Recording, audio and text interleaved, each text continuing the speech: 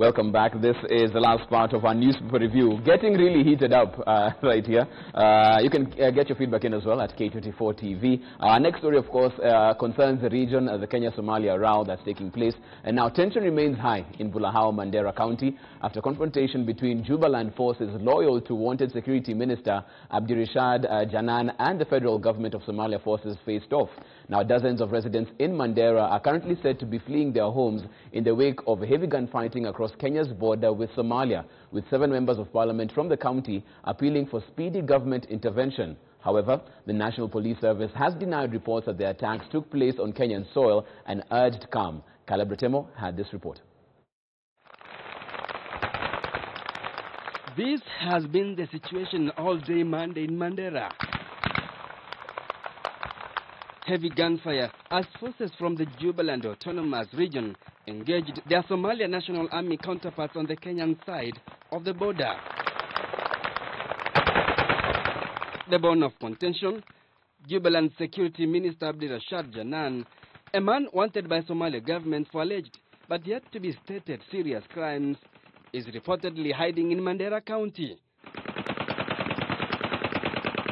This coming barely a day after 11 members of parliament from northeastern region were grilled over an unauthorized trip to Somalia, where they met with President Mohamed Farmajo, as members of parliament from Mandera County accused the government of meddling in the affairs of Somalia and endangering the lives of Kenyans who have borne the brunt of the day-long fiasco.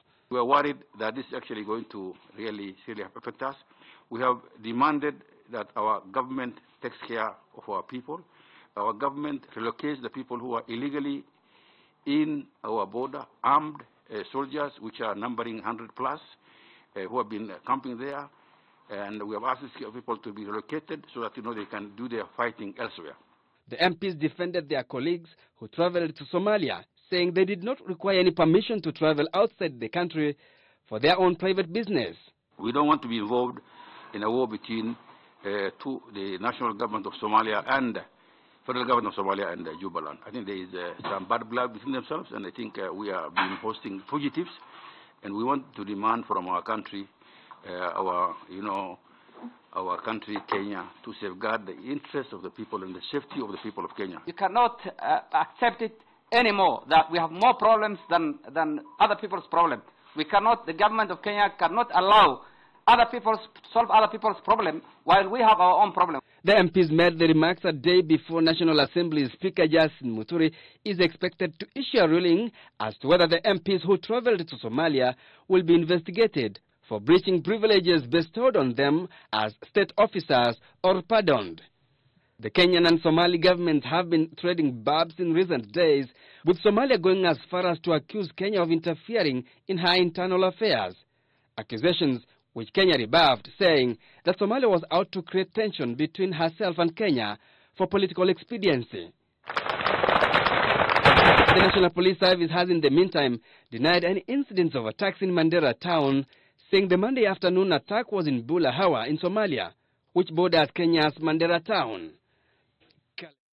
Welcome back, of course, the key story right there being the fight that happened in Bulahau, but also in the broader region, the relationship between Kenya and Somalia seeming a bit strained right now. Let me get to Joy on this, because even as we see this going on, Somalia demands for this ex-fugitive minister, Janan, let's not forget the fact that Kenya played a very key role in the setup of that Jubaland government, who this particular minister comes from. What does this mean for the region right now? Because it seems like all is not well between Kenya and her neighbor. Our neighbors, I think, in this particular instance, are not following the laid-down procedure. When you want somebody in a certain territory extradited back to your country, the procedure is simple. Have your diplomat come to the Kenya government and present a formal request of extradition of XX person back because they have done 1, 2, 3 and is a person of interest. Now, because of various agreements like the Commonwealth, the East Africa Community, there's what you call reciprocity. We expect them to hand over any fugitives to us, and so they expect us to hand over any fugitives to them. They don't expect us to harbor people who are known fugitives amongst us. Now, for that procedure to happen, It is a matter that is handled at the diplomatic level and then now de-escalated until it is implemented. It is not something that parliamentarians go to negotiate under the cover of night with the next door government. It is not something that they decide that they're invading our side and they're coming to reclaim their person. Let me just say that it's not the first time that we have seen foreign governments carrying out operations. You remember after the establishment of the Kagame government, there were instances where it was reported some undercover operatives would happen where they would come into Kenya and actively seek for people and eliminate them on Kenyan soil. That is illegal. It's not something that is encouraged. But we do know that governments, we've even had Russia going into the UK and executing spies. So governments sometimes take matters into their own hands when they feel that the official channels cannot work. In this particular instance, though, and with what we saw in Mandera, I'm not too sure it's an isolated incident. Because when was it? Was it sometime last year when there were several attacks in the northeastern region of Kenya? And one of the things we noticed, and we even commented around this table, is that there seemed to have been deliberate targeting of telecommunications installations. And I remember one of us on the panel, myself maybe as well, commented that if you're taking down communications installations, probably we should be wary of a greater attack, because if there's no communication, then you'll not be able to call for help or coordinate efforts to rescue people there. And that's what we saw yesterday, where the entire town is under attack. There is no communication in the region. People are taking to Twitter to find out, do you know somebody in Mandera? How can you get through to them? People having to use satellite phones. And that now tells us, okay, if we as ordinary Kenyans could realize that something was cooking, how prepared is our security forces in rebuffing this attack? What's happening in Mandera is very unfortunate. It should not be allowed to escalate, because we cannot afford a fight right now with our neighbors. Not because it's a money issue, but just because human lives are at stake. And we've already lost enough lives in that area of Kenya. The tension that is going on there, in the backdrop of what you're trying to do with the BBI, this is not what we need as a country right now. And I would that our leaders, especially from northeastern province, would not fuel this fire. Choose your allegiance. Is your allegiance to the flag of Kenya, or is your allegiance to the flag of Jubaland? If it is to the land of Kenya, even when you're trying to assist your neighbors, do it with Kenya first, because this is our motherland. And then we will assist our neighbors. Even when you're evacuating from a plane after a crisis, they tell you, put on your own gas mask first. Make sure you have enough air to breathe, then assist your neighbor. So I would that our leaders from the northeastern region would also just take into consideration the delicate nature of our balance, and careless statements like we have seen from some legislators of, if you're tired with us, just let us break away. That should not be said amongst us, because we are trying to build nationhood. This is not how we do it. We are one people. We should stick together. But I expect that our KDF, our Commander-in-Chief, would step in rapidly and stop this thing before it goes any further. By the end of today, we should hear Mandera is back, firmly in government control, and is calm. That's what we need to hear. We've heard leaders from that particular area asking for speedy government intervention as to what's going on. But even as we go into as we go back into last week and the Honorable Sankok, we had the 11 politicians who went ostensibly to meet President Farmajo and wanted to understand this northeastern region better and how to calm it down. But also, very many questions asked as to the lack of protocol that should have been followed for such a trip. First of all, Parliament is an arm of government that is answerable to the Speaker, and I hope they had gotten clearance from the Speaker, because that is the protocol that we should be able to follow as members of Parliament. But you know, Fred, Jeff, let's be realistic.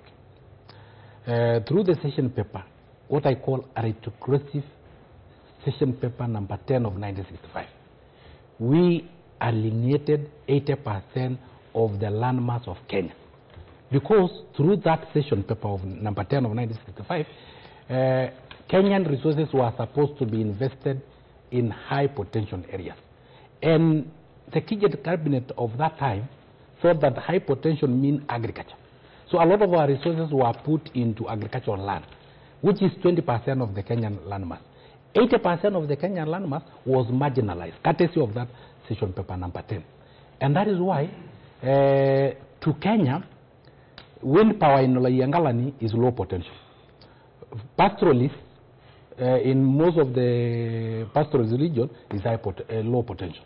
The petroleum that have been Turkana was there since creation of the world, but we could not have known that it is there because it was considered as low potential. Our tourism was considered as low potential. So these areas were closed and they were never opened up.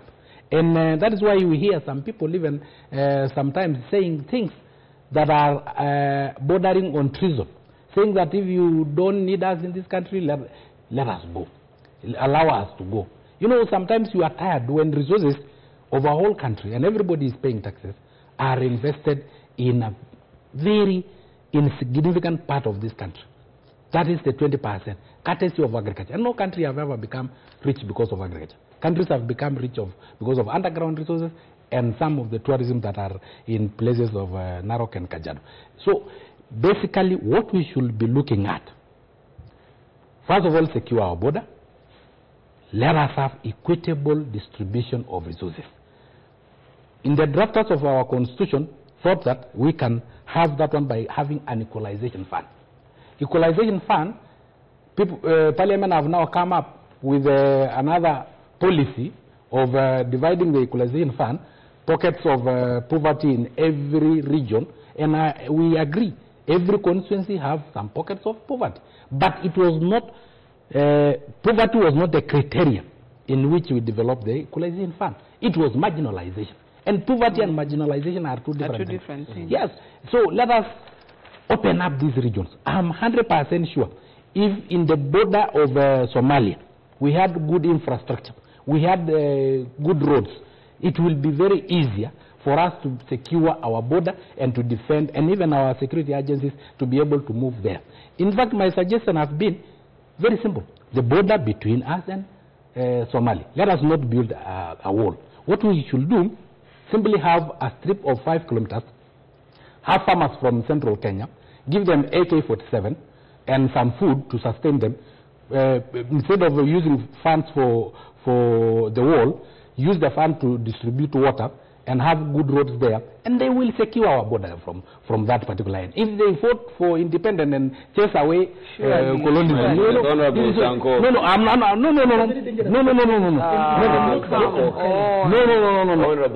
saying it's so easy. You're making light of a very serious issue. No, Jeff, I'm saying honorable order on that. The point has been had on that particular. Let me get to honorable order because I don't know why you guys take a big fuss of what. Honorable, I'll come to you because in this particular region, we've had teachers who have had to go back to their local areas, and the members of parliament in that particular area and other leaders were up in arms, protesting and talking about marginalization, even before across the border, and we talk about the Kenya-Somalia relation, within the northeastern area in relation to the rest of Kenya, there's still a big divide right there. How do we close that divide? It's a very sad state of affairs. Jeff, let us also agree. We keep saying here on live TV, on these shows, that security starts with you. You see, the problem sometimes is even with our people themselves in Mandera, because they know where the thieves are, they know where the terrorists are, they know where their problem. And some of these people are their own sons. They don't want to come out here and tell us that it is so and so, it is this organization that is harboring these terrorists around here. Because to be very honest, Jeff, my sister is a teacher. Your cousin, or rather your brother, is a teacher. Is being posted in Mandera, is a Christian. With all this insecurity, I mean, hakuna mtu go pikifo. And you cannot go and teach in a place whereby you know you're going to die. And that's the problem we have now. But again, I really want to congratulate my colleagues in Parliament and the steps they are taking. But even as leaders, starting with our majority leader, Eden Duale, why don't they just call a dialogue amongst themselves and their people? Because I am very sure the problem is with their people. Not all of them, but some elements in Northeastern that are trying to harbor information from the security agents. That is number one. So if we are going to have a conversation about Northeastern, then the Northeastern people must come out and be sincere about this talk. Okay. Two, the president, I want to congratulate, and that's where I thought Sonkok is going to start from. Because as they traverse Northeastern in their normal they used to traverse, or rather the term Tanga came from that. They used to traverse those northeasterns. They used to talk about, I don't know how many kilometers of tarmac, yes, I don't know how many water supply, the big mega projects, which some of them have not come to pass. But I thank President Uhuru Kenyatta for having come out to now do these things, the actual things, the actual projects himself. And I'm sure they're doing a good job. For example, if now you travel to Northeastern, you'll realize there's now the road construction is on, it's going on, and I mean the speed is good. And very soon, once you have the infrastructure in place, let us also not keep our armies in the barrack. Because our armies, they cannot just sit there to come and march a public holiday. They should be securing our borders. So they should just come out and secure our borders. And let us also involve the anti-terrorist and the anti-terrorist arm or the Department of Police to go out there. Let's try and block any individual. Let Somali and Juba land sort themselves out, because we really don't want to get into that now. Let me get to Arnold on this as well. To be very honest, yes. Because some people are saying what we are seeing right now really started at the maritime dispute that we had. The hearing ought to be, and the decision made in June. Was that the making of all our problems, and these are just signs and symptoms of a bigger problem, which is that particular issue? I think the maritime dispute is a very recent one. If you go back to history, and those who forget their history are bound to repeat the same mistakes, you'll realize that our first external conflict was with that particular country. So it's not a new dispute as such. But then there are hard questions to ask. Was the SNA, the Somali National Army, backed up by Al-Shabaab yesterday? That's a question that we actually need to ask.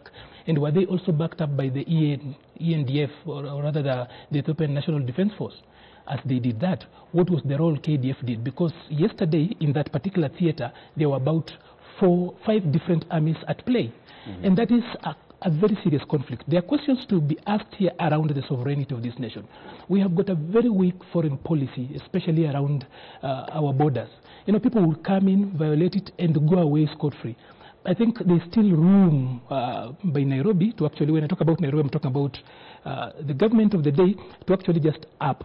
Because the issue of Migingo has not been sorted. I'm even surprised that the MP for Kisumu is here, and he is actually very loud about what is happening in Mandera, yet he has got a similar situation in Migingo, and he's been very silent about it. So,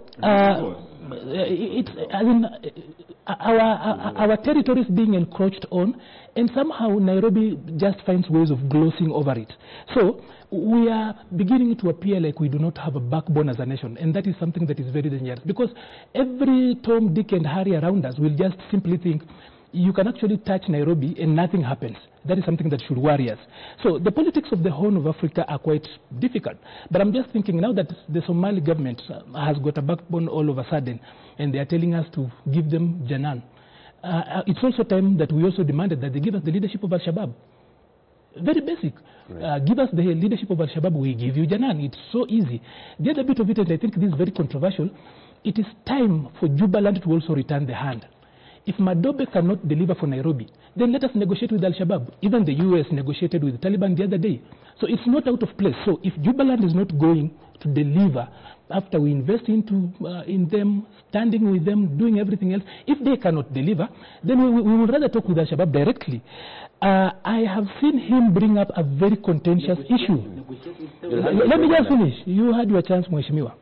I have seen him actually bring up the issue of, he's actually blaming history for what is happening. It is important to acknowledge that sessional paper number 10, the Tomboya paper, actually caused the problems we have here. And it's not just for some communities. Literally everybody suffered. It's not sessional paper number 10 that made the Kanu government do what they did, that those people who used to sing praises to the leadership of the day would get development and not the others. That paper had since been moved away going forward. I think pushing that narrative sometimes goes so far. When we want to blame history, even when we have corrected, and this specifically comes up when people are caught on the wrong. So all of a sudden, these MPs now remember they are marginalized because they have been caught on the wrong side. I want to point out something, that the Constitution 2010 really tried to correct this. And for the first time, I've actually seen Lesson Cox actually speaking for a people. He has always, he is in Parliament to represent the PWD.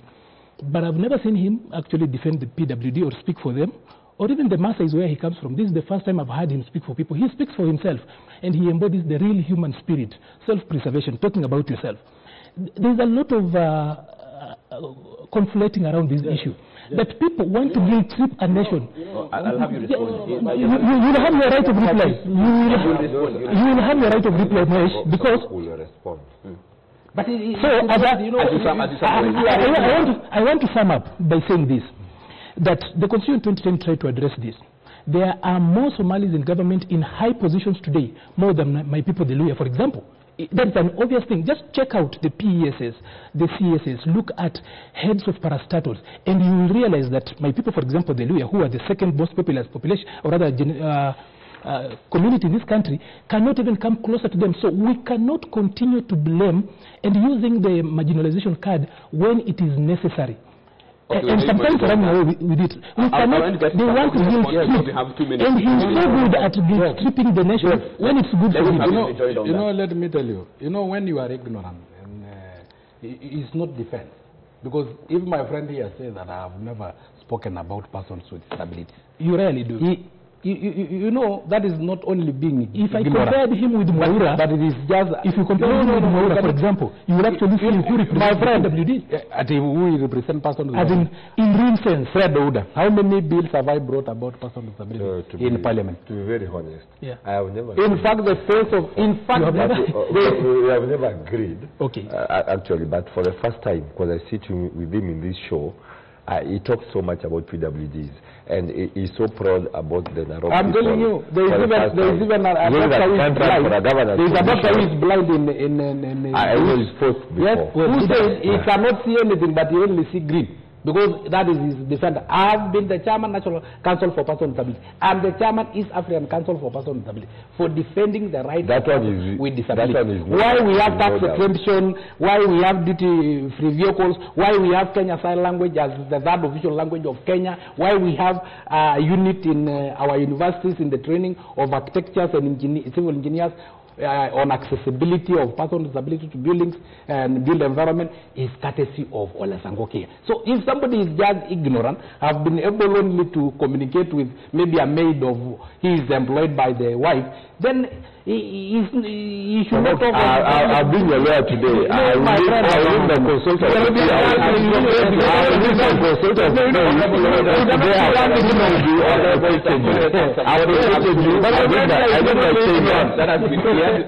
I need a payment out.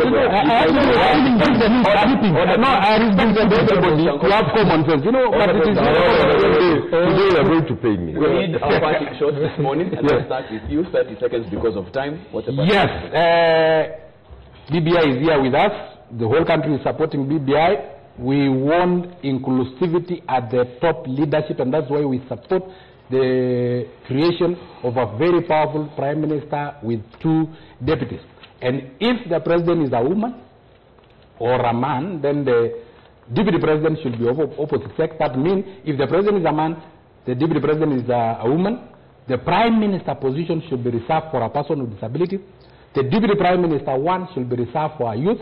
The deputy prime minister 2 should be reserved for somebody from the marginalized community. Because that is inclusive. You are prime minister. That is total inclusivity. Inclusivity means that the affirmative action groups are brought on board, not communities. Let us not say that the big 5 communities should occupy the top seat. We should have the affirmative action group. And I want to ask Joy. The last actually over. Joy. You have to stick to time. As you fight for the rights of women, don't leave us behind, because the affirmative action group are women, youth, and persons with disability. But when you fight for your rights, then you forget about it. And let us fight for also persons with disability. On BBI, it's a very important project. It's a remaking Kenya. I call it Project Kenya 3.0.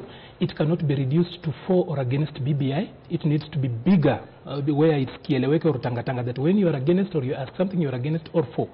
It should be a bigger conversation, because we are remaking the country. That is the third and final liberation, in my opinion. I think we just do not need a third voice.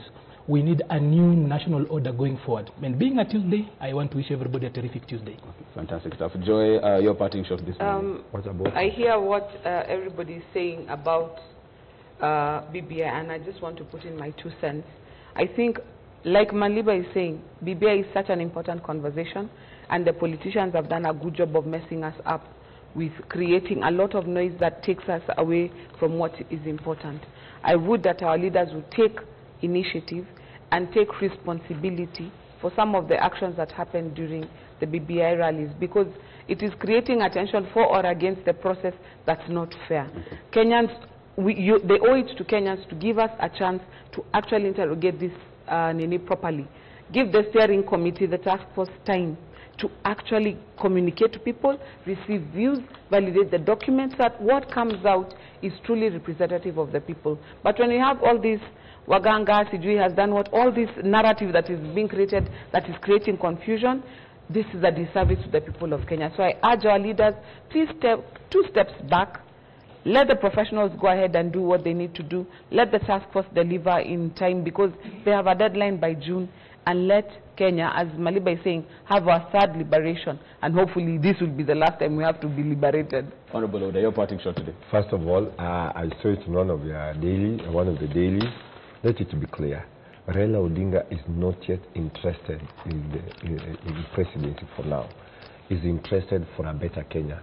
So BBI comes first, the matters election will come second. And 2, we know very well that Tanga is in BBI with dirty hands. I urge them, come in with clean hands so that you can help the nation. They are actually out of the BBI. So we are requesting Sonkok and team to come in and with clean hands, because right now they are out of the rail. That as far as it's concerned this morning, very close reviews as far as the BBI is concerned. But the conversation continues, and you love your say on it. You can tweet us at K24 TV as well, or SMS us on 21222 as well. We'll take a short break. We're back on the other side as we get interactive. Good morning. Leteni mguu yangu nene.